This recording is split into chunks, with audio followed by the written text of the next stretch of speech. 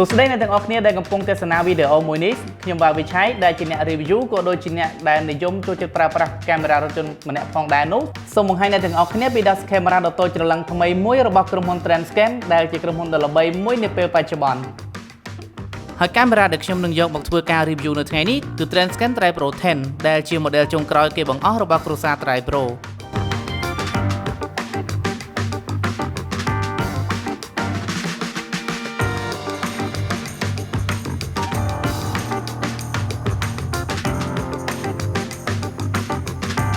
ពេលវេលាគឺជាមាសប្រាក់អញ្ចឹងកុំឲ្យខាតពេលវេលាយូរខ្ញុំនឹងបើកប្រអប់របស់ DrivePro 10 ដើម្បីឲ្យអ្នកទាំងអស់គ្នាបានឃើញថាតើនៅក្នុងនេះមានអ្វីខ្លះ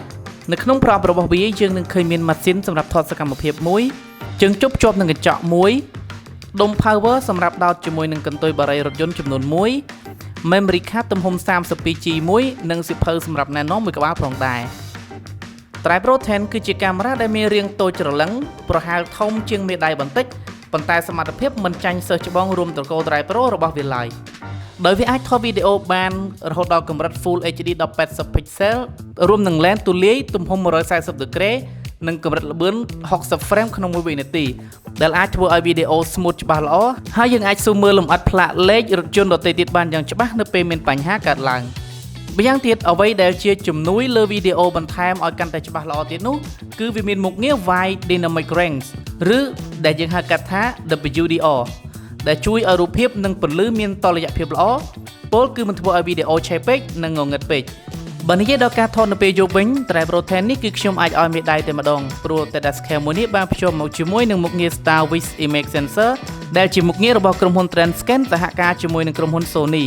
ដែលធ្វើឲ្យការបញ្ចេញរូបភាពនៅពេលយប់មានពណ៌ដុតនិងច្បាស់ល្អទោះជាកន្លែងនោះមិនសូវមានពន្លឺគ្រប់គ្រាន់ក៏ដោយចំណែកឯ memory card នៅក្នុងប្រអប់របស់វាវិញគឺជាប្រភេទ memory format free technology ដែលមានភាពធន់និងមិនងាយ error នោះទេមិនខុសពី dash cam ដទៃ DrivePro 10 ក៏មានមុខងារ G sensor សម្រាប់ log video ដែលស្វ័យប្រវត្តិផងដែរនៅពេលដែលរថយន្តរបស់យើងប៉ះពៀ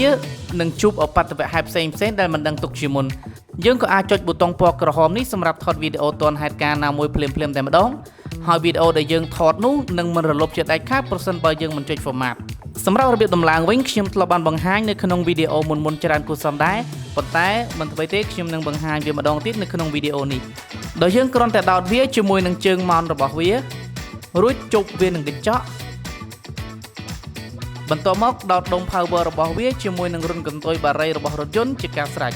សម្រាប់ជើងជប់និងកញ្ចក់របស់វាវិញគឺជាប្រភេទជើងជប់ដែលអាចបត់បែនបានហើយយើងអាចជប់វាសម្រាប់ថតខាងមុខក៏បាននិងអាចជប់វានឹងកញ្ចក់ខាងក្រោយសម្រាប់ថតសកម្មភាពនៅខាងក្រោយរថយន្តក៏បាន